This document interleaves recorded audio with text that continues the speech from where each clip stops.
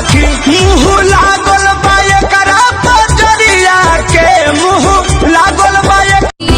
राजा जैसे कि पलटी के पनिया हो कुछ बोली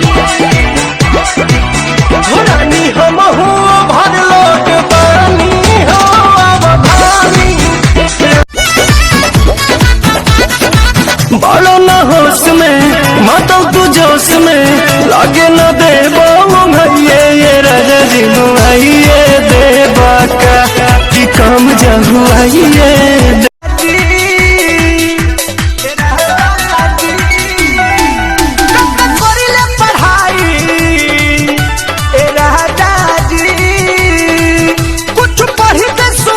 अरे बूसट के बटान कहाँ गिरल बा टूट के आवतार मजा राजा कवना से लूट के रोहे पायली रख जुलिया हो रोहे पायली रख जुलिया हो काना सवा दिन के सफल मती पुलिया हो जाई बहराया बगर न लगाई बाजी न हो अब बाजा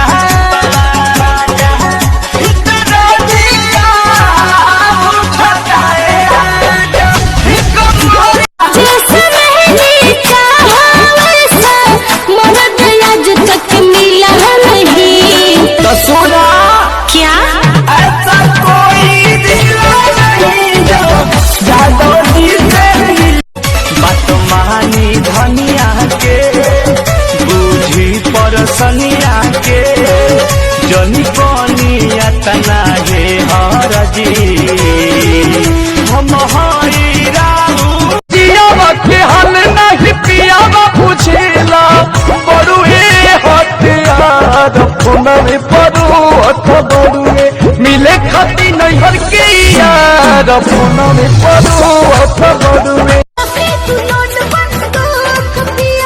भूल गए गोली चलाना हो ये रोनी और हरिया हमें लागे न ठीक से निशाना होठ से होठ सटाने दो रानी पीने दो अपने मोहब्बत का पानी बॉडी का ना गुस्सा भी गड़ में ना दूंगी भाई बेटी काहे हो कमरिया को टच करने ना दूंगी कमरिया क्या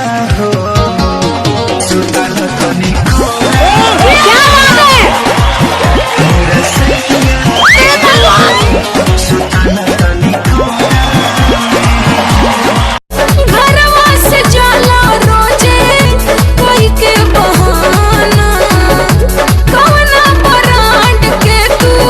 खालो ओही जखाना काहे नजर फेरत नहीं खा तू अपना में हार पो मन कर टांग दी जवानी सी कहर पो पीछे की बतिया भूलत रहा रानी झुलुहा लगा के भोरवा में भोरवा झूलत रहा बड़ा न होश में मातल तू जोश में लागे न देबो भैये ये राजा जी मुआइए देबा का तू काम जहुआइए देबा का। दोस्तों मुझे पता है आप सब लॉकडाउन में बोर हो रहे हैं, तो मैं आपकी बोरियत दूर करने के लिए लाया हूँ hello app, India's leading social media platform. Hello app पे आपको मिलेंगे trending news, funny, educational, cooking, dance और भी बहुत सारी वीडियोस। इसके अलावा latest updates of your favourite celebrities. तो देर किस बात की है, अभी डाउनलोड करो हेलो ऐप और करें अपनी बोरियत का खात्मा।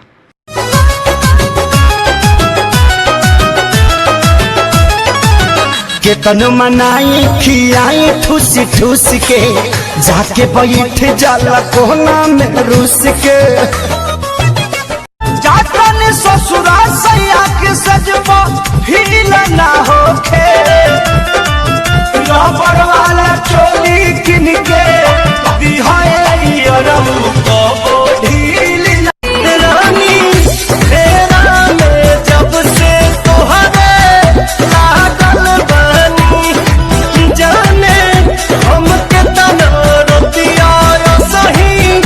जागल बनी मजबूरी बा ना बुझाइल का हो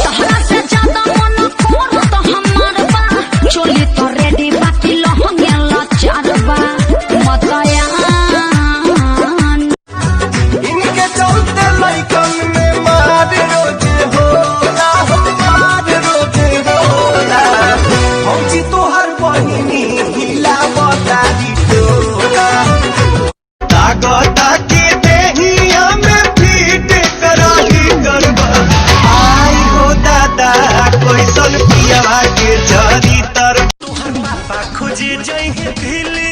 तब ऐसन दामाद न मिली आज हमरा के दुल्हा बना लो कल लागी के बाड़ी में खिली पंकज जैसे लागे नी में हर तो हो बोला तारा तो ऐसे अरे पगली रे प्यार हो गइल बा कहीं तोरा से कोई से भवन फाटर कटनी चटौले पिया चटनी भइल बता करे ई खासे हो नाही दासे तलो छोनाया नया में हर तलाश रानी छोटो लगा के ओरवा हम झूलत बोला बोलम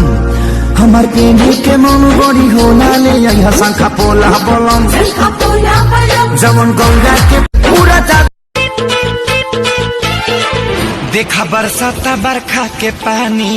दोनों जानी के भीगे जवानी